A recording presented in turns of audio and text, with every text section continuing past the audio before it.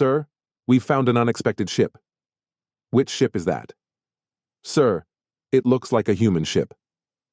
Send the fourth standard human acknowledgement message.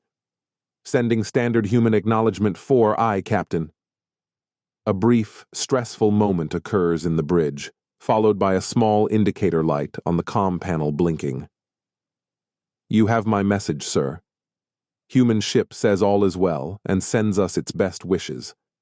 As the human ship drifted through the vast, empty blackness of space, only 1,000,000 kilometers from where they were, harvesting output from the solar furnace that lighted this star system before it winked out in a sparking glimmer of white, the entire bridge crew let go of the breath they did not realize they had been holding. Conclude the survey's mission. Make sure the report mentions the human ship. Yes, Captain. All right, that will do. Reginect and the other 17 people who were waiting for the captain to complete their transfer acceptance paperwork discreetly watched the encounter. After reviewing them, the captain cleared the paperwork on the communication panel and fired them all. Reginect made his way through the ship's interior, declaring himself prepared for his next duty. Reginect was approaching the engineering chief, who was about to become his subordinate. Sir, Reginect from the Motori cluster, presenting as an incoming transfer, 3rd generation of the name.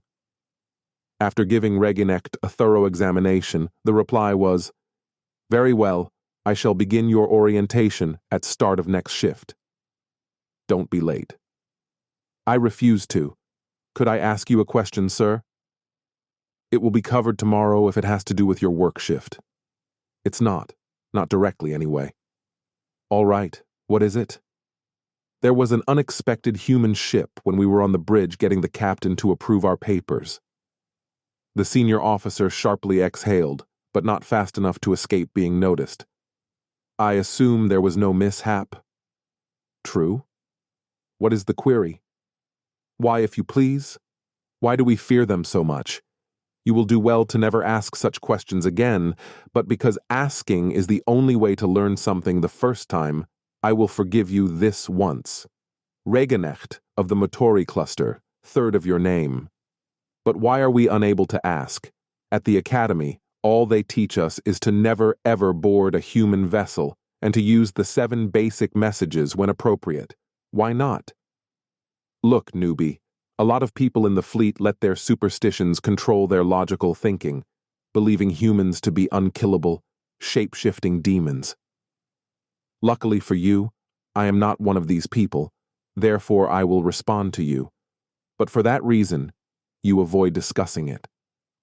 The superstitious believe that even bringing up the subject of humans will cause them to emerge from the deepest depths of space and launch an assault. And we've never had a good experience with them due to our past difficulties. There has never been a human ship return. Not dead, not living.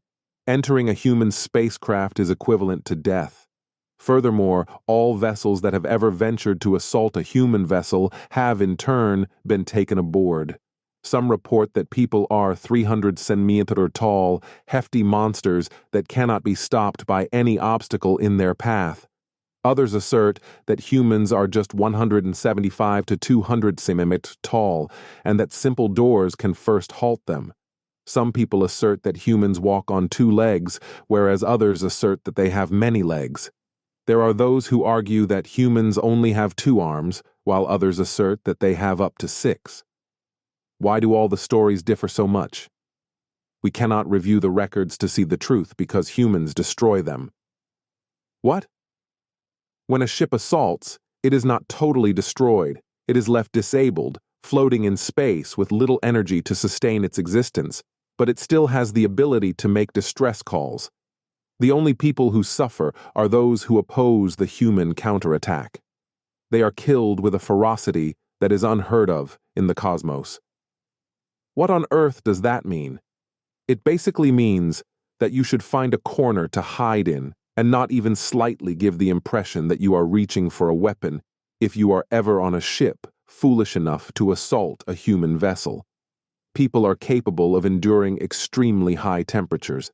We believe they must originate from the interior of their housing system and have adapted to live at such temperatures on a regular basis. In addition to that, they are uninterested in a world that accommodates our nature. However, as a result, the heat from their suits bakes the air around us when they board.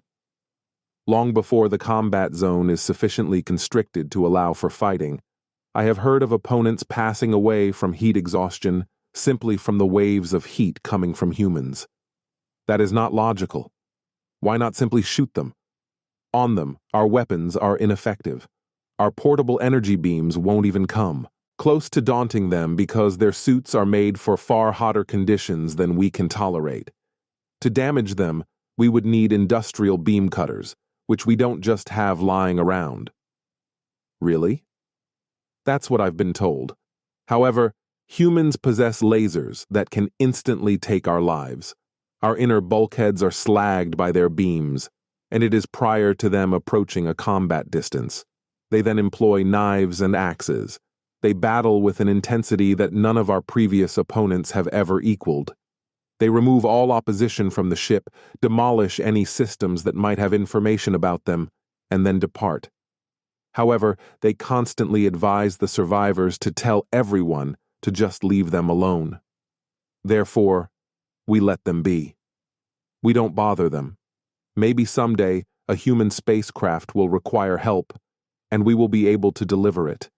Eventually, we may be able to cross the chasm left by our initial few contacts with pirates operating on the very edge of our known universe, which ended tragically.